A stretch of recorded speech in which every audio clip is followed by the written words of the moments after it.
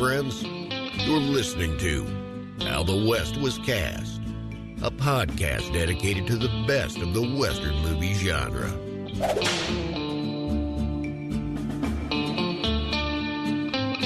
Did you see Debbie? No, but I saw Lucy all right. She was wearing that blue dress and What you saw wasn't Lucy. Oh, but it was, I tell you. What you saw was a buck wearing Lucy's dress. I found Lucy back in the canyon. Wrapped her in my coat. Buried her with my own hands. Thought it best to keep it from you. Oh. Did they... What was she... What do you want me to do? Draw you a picture? Spell it out? Don't ever ask me. Long as you live, don't ever ask me more. That was a scene from John Ford's 1956 masterpiece, The Searchers, one of several films that you'll hear about today on How the West Was Cast. Hello, my name is Matthew Chernoff, and I'm a screenwriter and an entertainment journalist in Los Angeles. And I'm Andrew Patrick Nelson, a film historian and the chair of the Department of Film and Media Arts at the University of Utah. Now in this episode, we've got something a little different planned. Rather than discuss one specific film, we're instead presenting a lecture titled John Ford, Artistry, Authorship, and the Invention of the Classic Western, delivered by our very own Andrew Patrick Nelson. The talk was held at the Denver Art Museum's Petrie Institute of Western American Art on January 4th, 2017. It was part of the Institute's annual symposium, which was held in advance of a major exhibition on Western art and film. Andrew was the film advisor for that exhibition.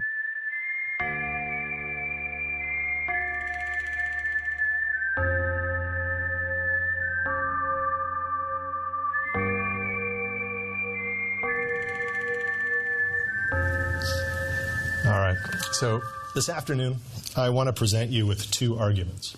First, I want to claim that the classic Western did not exist, but was invented. And I also want to argue, secondly, that the invention of and subsistence of the classic Western has distorted our understanding of the Westerns of John Ford.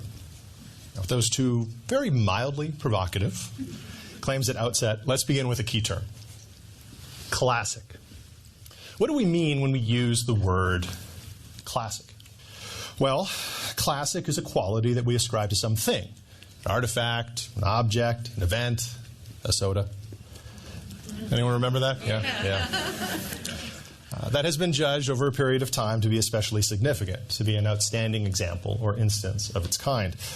But when we use the term to describe not single things, but groups of things, a series of artifacts, a category of objects, a period of time, we're actually invoking a related but ultimately distinct concept, that of the classical. Now, this idea comes to us from appraisals of the art and culture of ancient Greece and Rome, which were judged by many to be the pinnacle of human achievement. Qualities of the classical tradition include adherence to particular principles and recognized standards of form and craftsmanship, like formal harmony, respect for tradition, mimesis, and control over the receiver's response.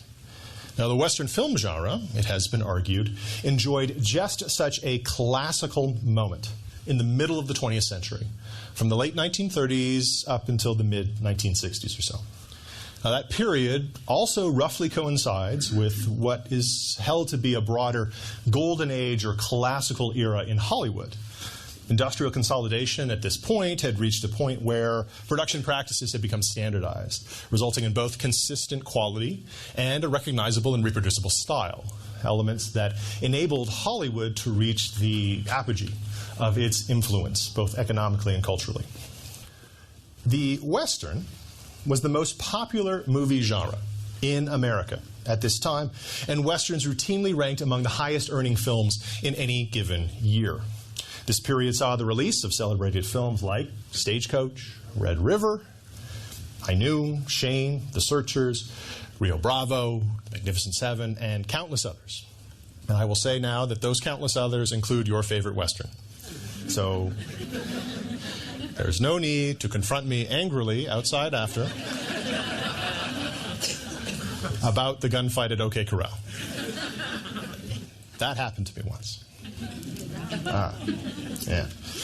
In the 1940s and 50s, Westerns consistently made up 25% of all films made in the United States, which amounted to roughly 100 Westerns a year. Even into the 1960s, moviegoers could reliably expect at least 2 new Westerns a month, maybe 20 annually. Now, this was a time when film production levels in Hollywood were dropping, such that Westerns still made up about 15% of all films made in the United States. But with popularity comes a paradox. And it's a paradox that we're all familiar with, even today. We know that the movie that makes the most money in any given year is unlikely to win the Academy Award for Best Picture. Probably won't even be nominated. Now, this reflects a long-standing division in cultural production between popular culture, which caters to the tastes of the masses, of ordinary people, and high culture, which caters to more specialized, educated, or otherwise elite audiences. At the peak of its popularity, when the Western saturated American culture to a degree that you probably need to have experienced it to fully appreciate, the genre garnered little in the way of serious critical appreciation. And John Ford, for example, won a record 4 Academy Awards for Best Director, a record that holds to this day. But none of them were for any of his Westerns. I know. Now, it's not that particular Westerns weren't regarded as good or important films, because they were. But on the whole, the genre wasn't considered serious subject matter. In what is considered the genre's classic phase, again, from the late 30s up to the mid-1960s, well over 2,000 Westerns were made. Of those, only 8 were nominated for the Academy Award for Best Picture, and none won. Or take the case of a particularly significant Western, John Ford's The Searchers from 1956. Today, as Mary told us this morning, the movie is widely regarded as not only the greatest Western, but one of the greatest movies of all time, opinions that I happen to agree with. And I would add that The Searchers is probably the most influential American movie of all time. Now, The Searchers was nominated for and won a single award. Does anyone know what that was? Anyone want to take a guess? Screenplay? Nope. Cinematography? Yeah, you would think so. No? Sound? No. Costume? Color? No. Special effects? No. No one said acting.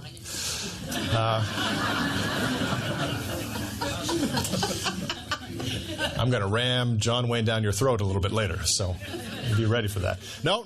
You're all incorrect.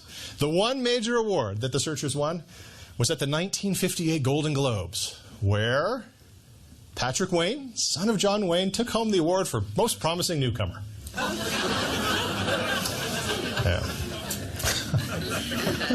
Now, over 2 decades later, the critic Stuart Byron called The Searchers a cult movie, ignored by wider cultured audiences because of their ignorance of its director, John Ford, and suspicion of its leading man. Perhaps when enough people learn to stop worrying and love John Wayne, wrote Byron, The Searchers may achieve its rightful place in the Revival House repertoire. That'll be the day. That'll be the day indeed.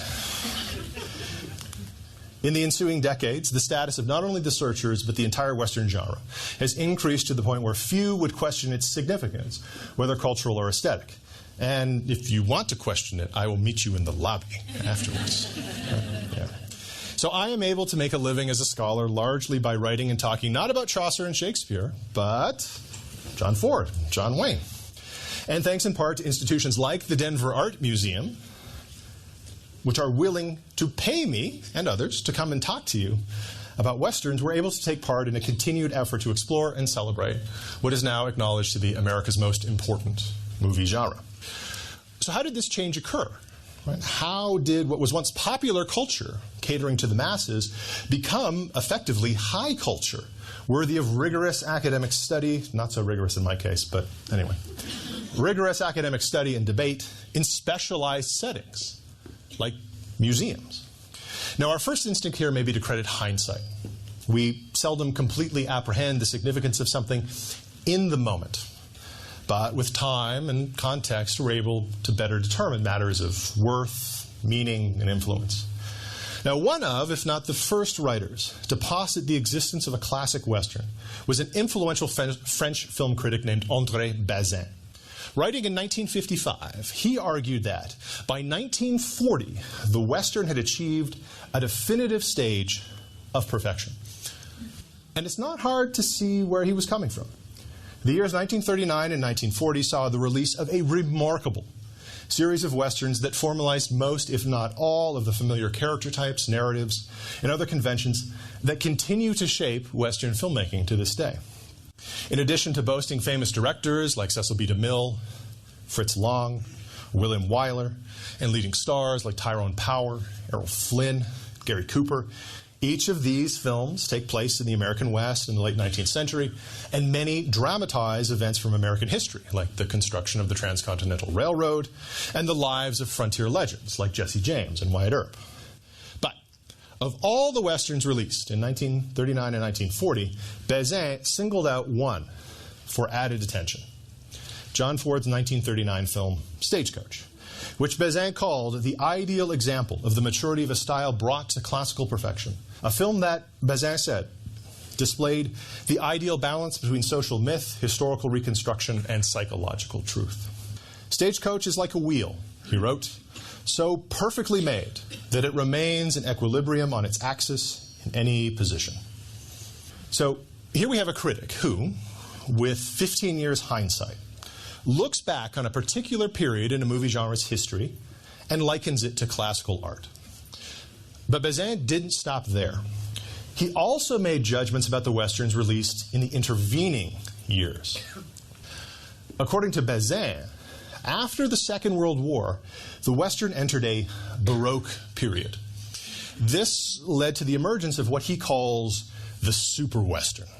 Now, this is a Western that is embarrassed to simply be a Western, and so it self-consciously incorporates additional so-called serious subject matter, like the post-war fixation on sex, as in a film like Duel in the Sun, or a focus on global politics, as in a film like High Noon. At the extreme end of the super Western was a film like Shane, which is a Western about the Western, which distills the genre down to its core elements and burdens them with weighty symbolic significance. Now, wait a minute. I hear you say, those are classic Westerns, right? Shane is sure as hell more of a classic than any of those things I had up before, Destry Rides Again or whatever, right? I'm going to angrily confront that guy in the lobby. Right. Now, you're right. These are classic Westerns, or rather, they became classic Westerns. Just as Bazin invented the classic Western in the 1950s in order to mark changes between and make judgments about different periods in the genre's development, so too did later critics reinvent the classic Western.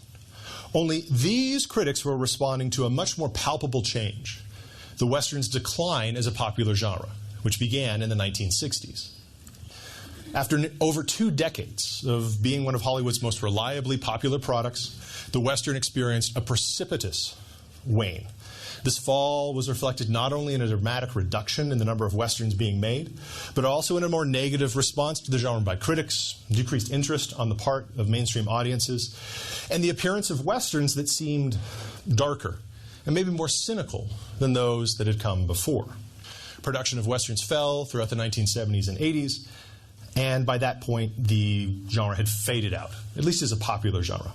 Despite a number of small revivals in the ensuing decades, this state of affairs remains largely unchanged today. But at the same time, the Western's fall as a popular genre contributed to an explosion of scholarly interest in the Western.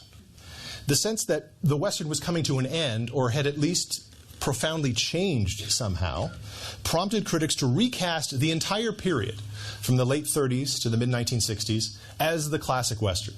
And that's a classification that endures to this day. Now, the influences on the writers making these judgments were many and varied, but a key one is what is known as the auteur theory. Auteur is the French word for author. Auteur theory asserts that a film bears a creative imprint of one individual, usually the director. In many ways, cinema's status as art relies on the simple but seductive premise that films, or at least some films, are the product of an artist. Thanks to this simple thesis, in the 1960s, cinema began to be taken seriously as an object worthy of study. And if that hadn't happened, both you and I would be someplace else right now. When we'd be doing something that's a lot less fun. So I'm glad that this happened. Now, this idea about cinematic authorship emerged when specific directors were vocally championed by French and later American film critics, beginning in the late 1950s and continuing through the 60s. Now, at this moment in time, the European art cinema was in its ascendance, with figures such as Ingmar Bergman or Michelangelo Antonioni fitting the definition of author as an autonomous writer-director. But the concept of authorship developed by these young critics was primarily applied to a group of filmmakers for whom the idea of such consistent and conscious authorial intent seemed less appropriate. They were interested in directors working in the heyday of the Hollywood studio system, men like John Ford, Howard Hawks, Alfred Hitchcock, or Douglas Sirk. Now, during its golden age, Hollywood studios relied heavily upon rationalized production methods in order to quickly produce a consistent product. Studios were divided into departments, each specializing in one aspect of the production process. So rather than needing to assemble an entire team to make a single film, that film would simply move from department to department. In each case, after personnel had completed their assigned task on one film, they would simply move on to the next one. Only a few people, often only the producers, and seldom the director, would be involved with the film from beginning to end. Directors, for example, seldom had any say in how their films would be edited. So on the set, a director could supervise hundreds or thousands of takes, directing the actors to perform in a different way, trying out different camera angles. But the director would have no idea which of those takes would be used. A lot of power not in the hands of the director. But despite those kind of constraints on artistic autonomy, auteur critics argued that certain Hollywood directors were able to leave their signatures on films. And they did so in the form of characteristic themes and motifs or striking visual compositions, things that would be difficult to tamper with after filming was completed. Now, there are some obvious drawbacks to thinking about film directors as authors or artists. And many critics argue that authorship is an inadequate explanation of how movies work. The auteurist approach tends to minimize the fact that cinema is a commercial and highly collaborative form. It takes a lot of people to make a movie. A lot of people sitting around, apparently. But it's not as personal as penning a poem or painting a painting. There's no question about that. And because so many individuals usually contribute to the production of a film, we may reasonably have reservations about assigning credit to a single authorial vision, especially in studio-produced work where a crew could number in the hundreds or even thousands. And yet, in spite of those reasonable objections and reservations, authorship remains one of the principal ways in which cinema is examined. And this is especially true of the Western. Now, we often think about the Western in relation to particular filmmakers. Indeed, much of the canon of great Westerns, the films that you're likely to think of as classics of the genre, is the product of a select group of directors. This pantheon includes men like Howard Hawks, director of witty ensemble pictures like Red River, Rio Bravo, and El Dorado. Anthony Mann, with his celebrated psychological frontier dramas like The Furies, Winchester 73, and The Naked Spur. Bud Boetticher, the former bullfighter who made tough, lean action pictures like 7 Men from Now and The Tall T.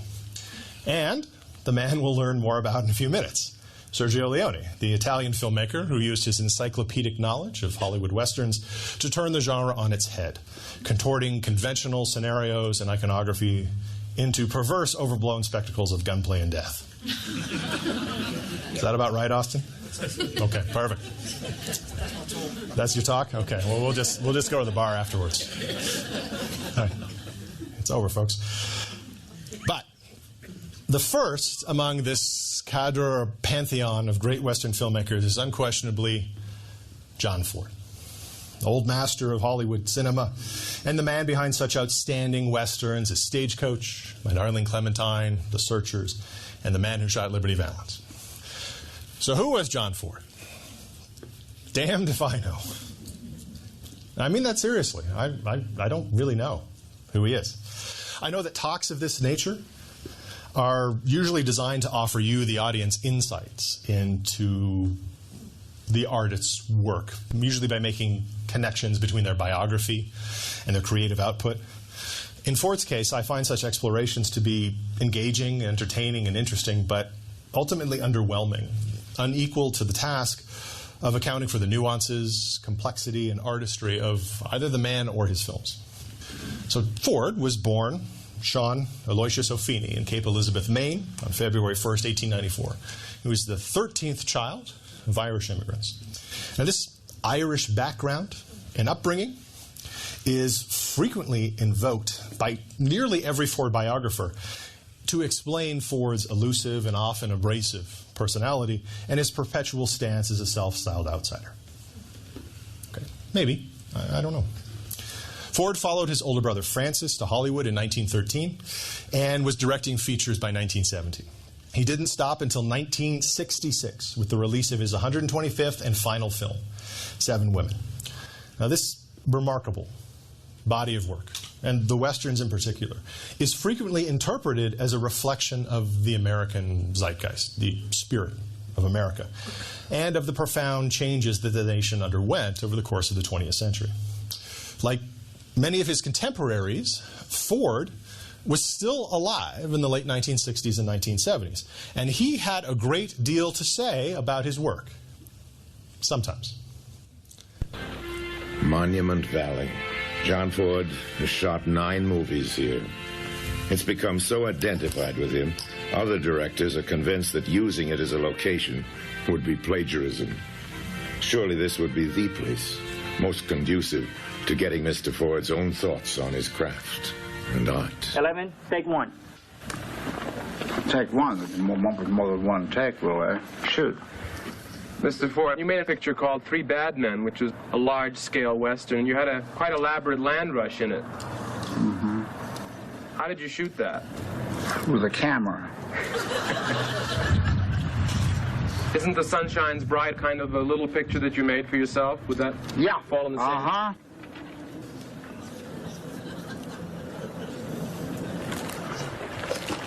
Mr. Ford, I've noticed that that your view of the West has become increasingly sad and melancholy over the years.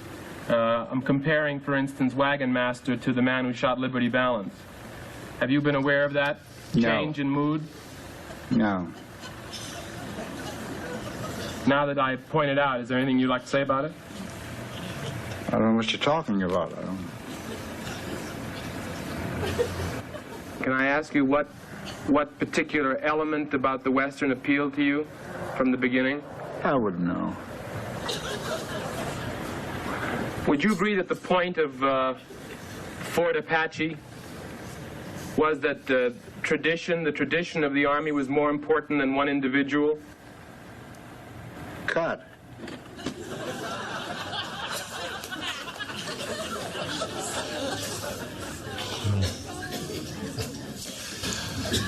All right, so that's what we're dealing with here.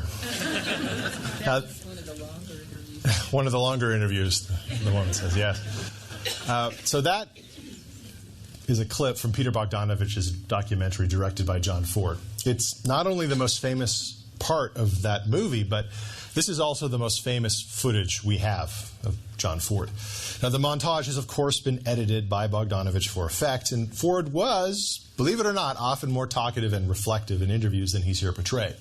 But those 2 minutes have done more to establish Ford's personality in the popular consciousness and culture than thousands of pages of biography, which is something I know John Ford would be very happy about. Now, I actually believe that this clip does offer us some insight into who John Ford was. He was an actor at heart. As the actress Olive Carey said, Jack was one of the greatest hams of all time. He was a born actor, a complex, fantastic actor. He was never relaxed, never mellow, never allowed you to relax either. That's why he was such a good director, I guess. He was always playing a part for his own amusement. So I don't know who John Ford was, but I can say that no other major filmmaker so closely identified himself with the Western. And in the public mind, the association between Ford and the Western is so close that one can seem to merge into the other. In his seminal 1969 study of the Western, Horizons West, Jim Kitces wrote, "What gives the Western a particular thrust and centrality is its historical setting. It's being placed at exactly that moment when options are still open. The dream of a primitivistic individualism, the ambivalence of at once beneficent and threatening horizons, still tenable. For the filmmaker who is preoccupied with these motifs, the Western has offered a remarkably expressive canvas. Nowhere, of course, is the freedom that it bestows for personal expression more evident than in the cinema of John Ford." More than any other filmmaker, and perhaps more than any other artist, Ford crafted a powerful vision of the frontier that took hold in the popular imagination in the 20th century and continues to shape our thinking about the American West. But with that said, we should exercise caution when discussing the relationship between Ford and his favorite genre. When Ford would introduce himself, he would say, "I'm John Ford, and I make Westerns." He never said, "I am the Western." Now, unlike Kitces, who envisions a reciprocal relationship between filmmaker and genre, in which the Western becomes a vehicle for personal expression, many critics outright equate Ford with the Western. The film scholar Thomas Schatz, for example, has argued that the evolution of Ford's treatment of the genre is indicative of its overall historical development. Now, you can see where such a perspective would come from. Two of Ford's major Westerns, Stagecoach in 1939 and The Man Who Shot Liberty Valance in 1962, effectively bookend the classic Western. So you could argue that the classic Western begins and ends with Ford. Schatz also claims that after Stagecoach, Ford's attitude towards the classic Western formula became increasingly self-conscious, both stylistically and thematically. So this is essentially Bazin's argument, but stretched over a longer period. We go from the celebratory idealism of a film like Stagecoach to the acknowledgement in Liberty Valance that the myth of the West is built on falsehood. What unites these films as classic, however, in the minds of many critics, is the belief in the goodness of society and in the ability of the self-sacrificing hero to help establish civilization in the wilderness, to at least give the garden a start in the desert. Ford's body of work thus exemplifies trends in the development of the Western over the course of its classic phase, or so the argument goes. But does it really? Or could our ideas about the classic Western be blinding us to some of Ford's artistry, some of his innovation, and some of his idiosyncrasies? Let's go back to 1939-1940. Look at these films. If we consider the many celebrated Westerns released in these 2 years, which one is least like the others? Well, I would say Stagecoach. Though the film is set in the Old West, it concerns neither a famous historical figure nor a famous historical event. Wayne, who plays the Ringo Kid, was not a big star in 1939 like Tyrone Power or Errol Flynn. At the time, he was best known for starring in B-Westerns at Republic Studios. And unlike the story of the lawman who cleans up a town, or of the gentleman bandit, or of the construction of the railroad, or of the battle between large ranchers and small homesteaders, the story of the imperiled stagecoach, not one we find very often in the Western. Right? And what do you make of the movie poster's oddly generic tagline? A powerful story of 9 strange people. Right?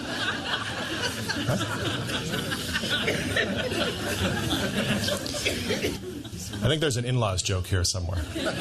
But it says nothing about the West at all.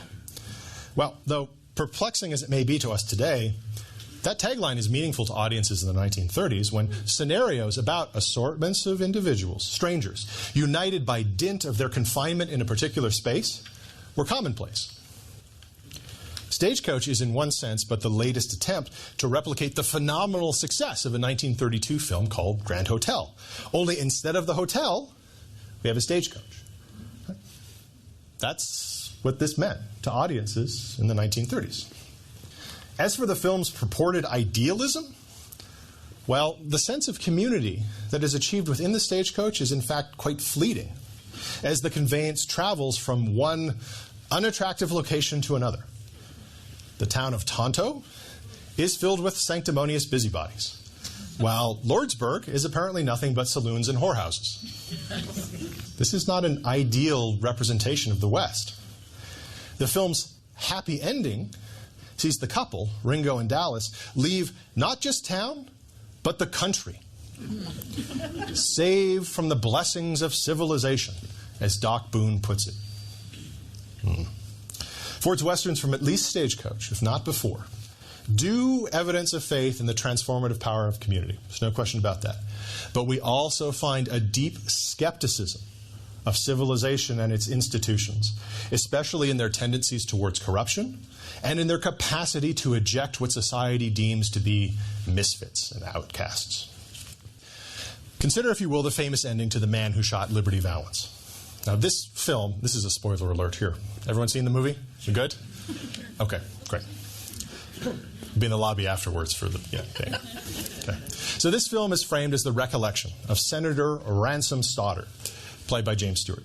Stoddard reveals to a reporter and his editor that a famous event from his past, the event upon which he has built his entire career, the shooting of the outlaw Liberty Valance in the town of Shinbone 25 years prior, is a lie. Valance was in fact shot by Stoddard's friend, Tom Donovan, played by John Wayne.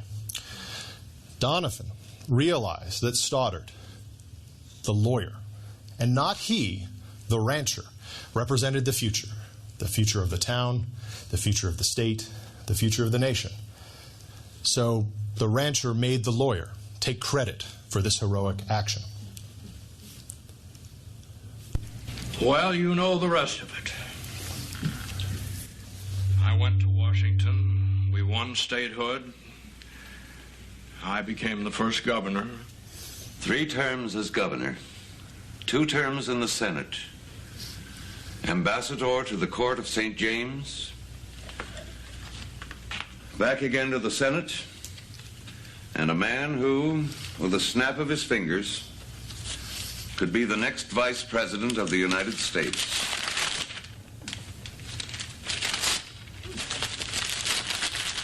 Well, you're not going to use the story, Mr. Scott? No, sir.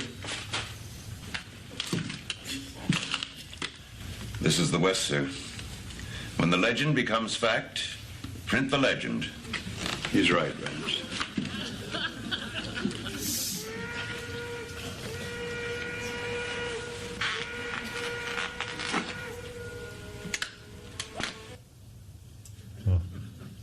Now, this is the key scene that critics have in mind when they claim that Ford's Westerns, and the classic Western in general, became increasingly self-reflective and sad, reaching a point where neither filmmakers nor their audiences accepted the myths that they might have 20 years before.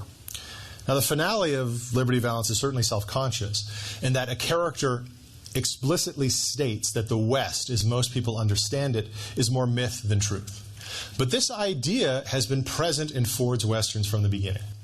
Consider Fort Apache from 1948.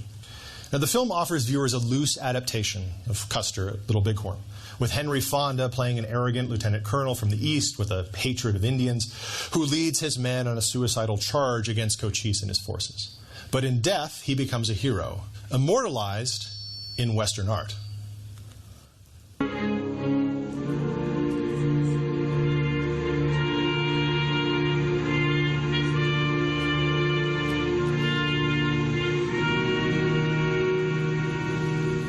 However, gentlemen, I warn you, this may be a long campaign.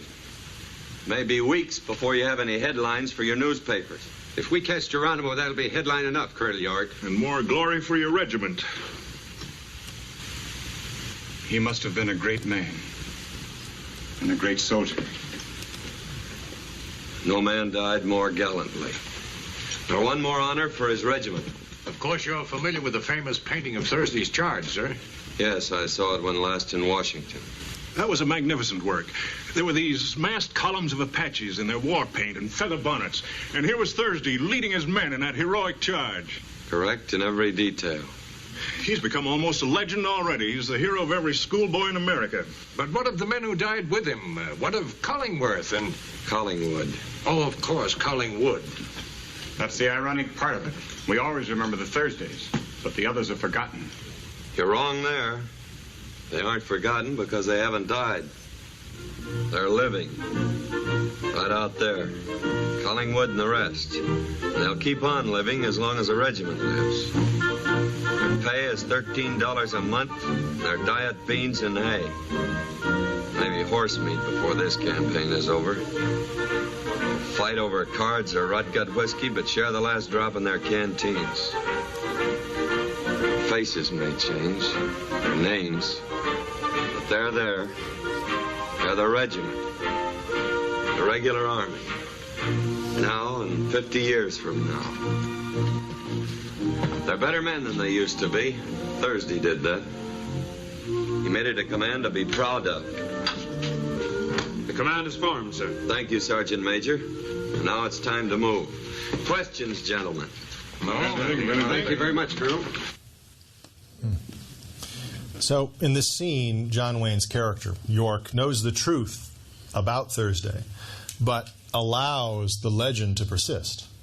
And to me, this scene is much more powerful because of what is not said.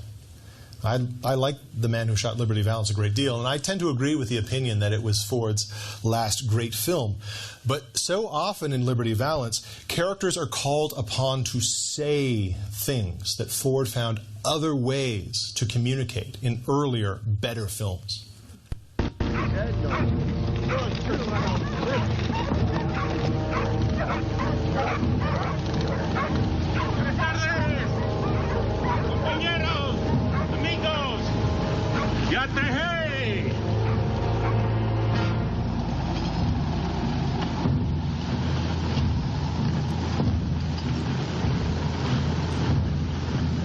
Medicine country, huh?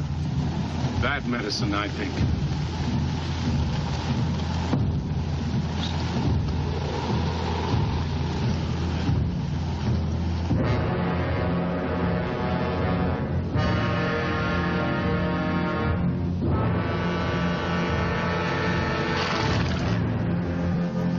Buenas tardes, jefe.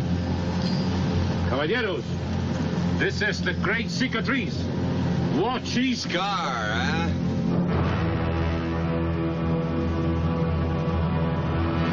Plain to see how you got your name.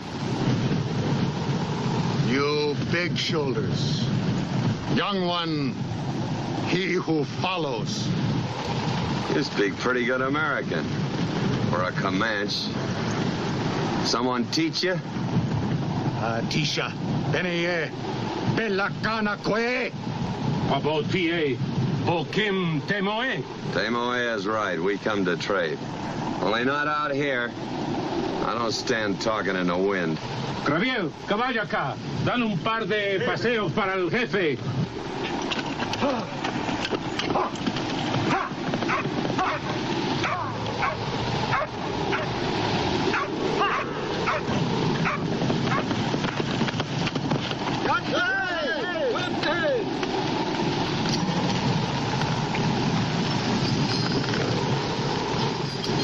You speak good Comanche. Someone teach you? You stay out of here. Not likely. So, in this scene from The Searchers, our heroes, Ethan and Marty, finally encounter the man they have spent the past 5, maybe 7, depending on who you ask, years searching for. The Comanche chief Scar, who massacred Ethan's brother's family and kidnapped his niece. Through editing, dialogue, costume, the decision to make sure that Scar has blue eyes, and yes, color contracts were possible in 1956, are significant. Through those specific decisions, Ford doesn't oppose his hero and villain. He mirrors them, completely subverting the moral order that supposedly governs the classic Western. It is, in The Searchers, the hero's superior savagery that enables him to triumph in the end. This is a film where the hero, played by John Wayne, the genre's greatest actor, scalps his Indian adversary. But he still manages to save the girl. Now, it would take an entire presentation to cover just how complex, nuanced, troubling, and ultimately great The Searchers is. But what I can say is that so much of that greatness comes not from how it exemplifies the traits we associate with the classic Western, but how Ford defies them. Now, today, of course, we're very accustomed to films about heroes who, in their quest for vengeance, begin to evidence the characteristics of the villain. Yes? Right. But unlike in, say, every recent superhero film, at no point does another character in The Searchers have to say, "Gee, Ethan, you're becoming a lot like your enemy." That moment doesn't happen because it doesn't need to. One of Ford's gifts was unquestionably his mastery of silence, of communicating things through means other than explicit dialogue.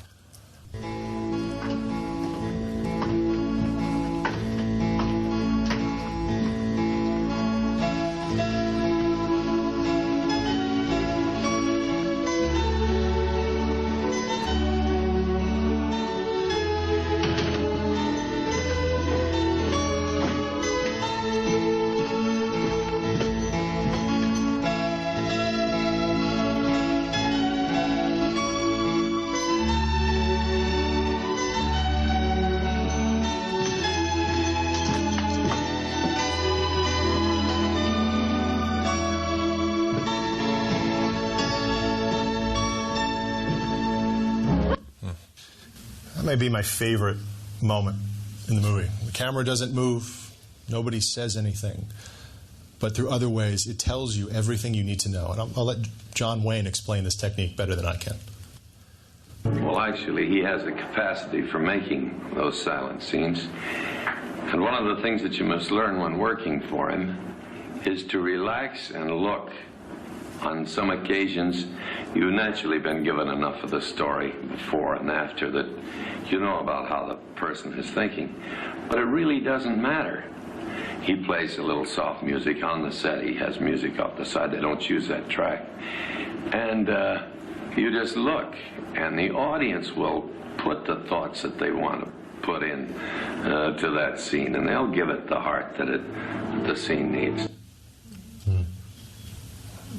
I think that may be the most haunting image in the history of cinema.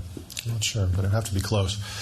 The film scholar and Ford expert Edward Buscombe, I think, put it really well when he wrote about Ford that the director had a gift for combining the epic and the intimate in a single moment.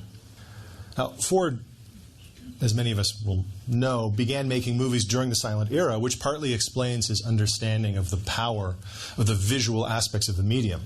But with respect to the Westerns, at least, we can also credit his deep knowledge of Western art. Many moments in Ford's Westerns look like paintings by Russell or Shrivogel or Remington come to life. Let me just give you a couple of examples. It's easy to pick these out.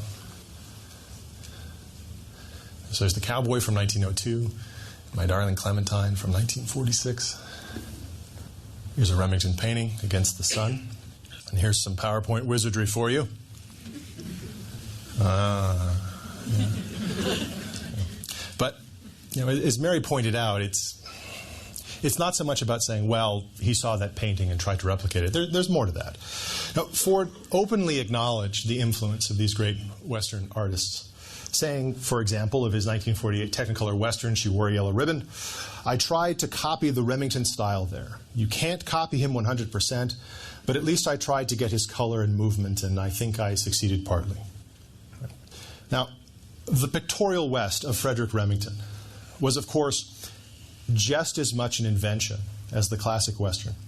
As G. Edgar Wright, Christine Bold, and many others have documented, in the late 19th and early 20th centuries, Easterners like Remington, as well as Worcester, Roosevelt, who were anxious about the softening influence of modern urban life, sought out a kind of macho rejuvenation in the wilderness of the American West.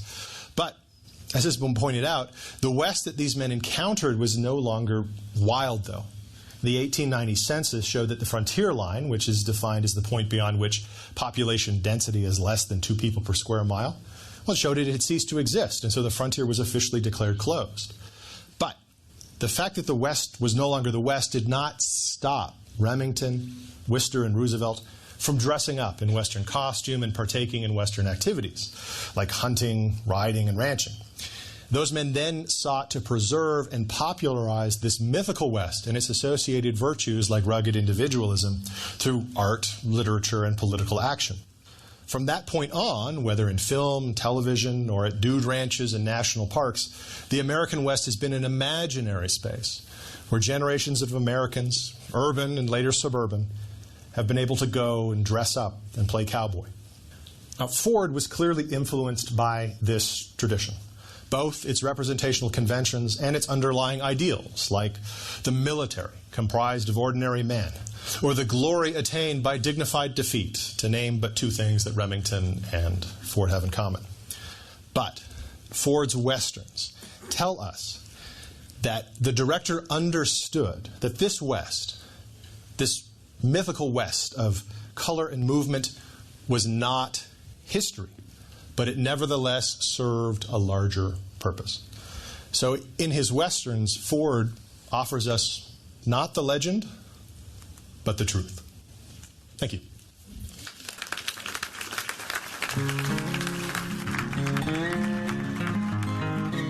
Well, that was our show.